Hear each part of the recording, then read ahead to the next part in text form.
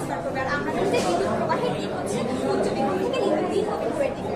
আর এখানে হচ্ছে আমরা পানিতে অ্যানোড এবং ক্যাথোড দ্বন্দ্ব দ্বারা এই বিদ্যুৎটাকে তড়িৎ। আর স্যার এটা হচ্ছে তার এখানকার একটা মডেল, যেটা আমরা তৈরি করছি ইথানল দ্বারা একটা মিশ্রণ তৈরি করতে শিখেছি। স্যার এটা দূরে যাবে।